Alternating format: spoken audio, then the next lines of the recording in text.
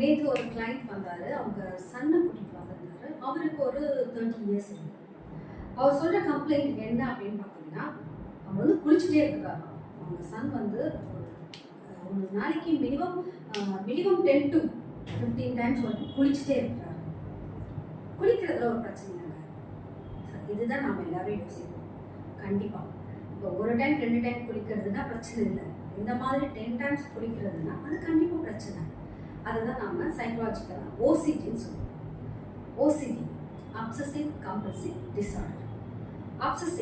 அப்சசிவ்னா என்ன பார்த்தீங்கன்னா, fear of contamination. So நமக்கு வந்து நெகட்டிவ் தாட்ஸ் ஏற்படுறது. நம்ம இப்போது எங்கள் கிளைண்ட் அவர்கிட்ட கேட்டுச்சு. அவர் சொன்னது வந்து, எனக்கு வந்து நான் க்ளீனாக இல்லையோ அப்படின்ற ஒரு தாட் எனக்கு. அவர் குளிக்கிறது 10 டைம்ஸ் குளிக்கிறாரு, ஆனாலும் அவருக்கு க்ளீனாக இல்லை, என் பாடி சுத்தமாக இல்லை அப்படின்ற ஒரு ஃபீல் அவருக்கு. அதுதான் வந்து அப்சசிவ். ஸோ அதனால் அவருக்கு என்ன ஒரு ஃபியர் வருதுன்னா, நான் க்ளீனாக இல்லைன்னா எனக்கு நோய் வந்துடுச்சுன்னா எனக்கு வந்து கல்யாணம் நடக்காது. ஸோ கல்யாணம் நடக்கலைன்னா என்னை எல்லாரும் கிண்டல் பண்ணுவாங்க.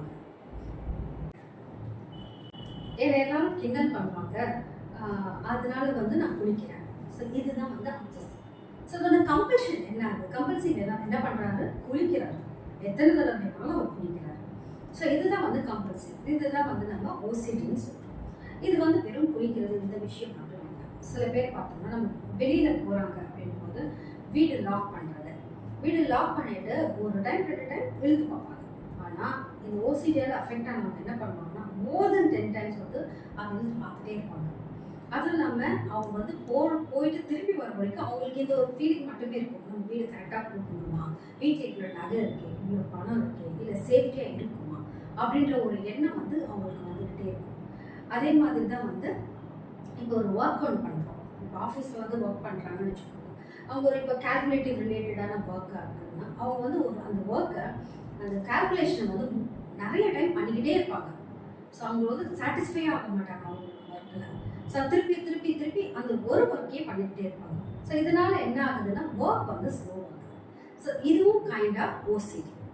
சரி, இது யாருக்கெல்லாம் வரும் அப்படின்னு பார்த்தோம்னா, லேட்டர் அடலசன்ஸ்லேருந்து மிடில் ஏஜில் இருக்கிறவங்களுக்கு வரைக்கும் இந்த ஓசிடி அஃபெக்ட் ஆன பாசிபிலிட்டிஸ் இருக்குன்னு சொல்லிட்டு சைக்கலாஜிக்கலாக ப்ரூவ் பண்ணியிருக்கோம்.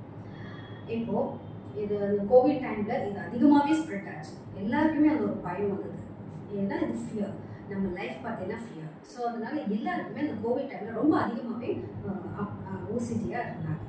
இப்போ ஓசிடி க்யூரபிளா, சரி பண்ண முடியுமா அப்படின்னு கேட்டால் அஃப்கோர்ஸ் முடியும்.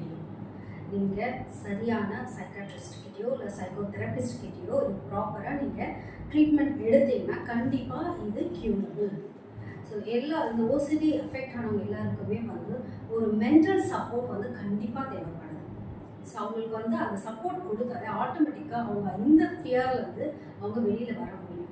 ஆனால் இது ரொம்ப சாதாரண விஷயம் அப்படின்னு நினச்சி நீங்கள் விட்டுட்டிங்கன்னா இதனால் ஸ்ட்ரெஸ், ஆங்ஸைட்டின்னு சொல்லிட்டு இது சைட் எஃபெக்ட் இன்னும் சேர ஆரம்பிச்சிடும். So please take care. உங்களுக்கு இந்த மாதிரி எந்த சிம்டம் இருந்தாலும் உடனே நாங்கள் ஒரு சைக்காட்ரிஸ்ட் கிட்ட கன்சல்ட் பண்ணுங்கள். தேங்க்யூ.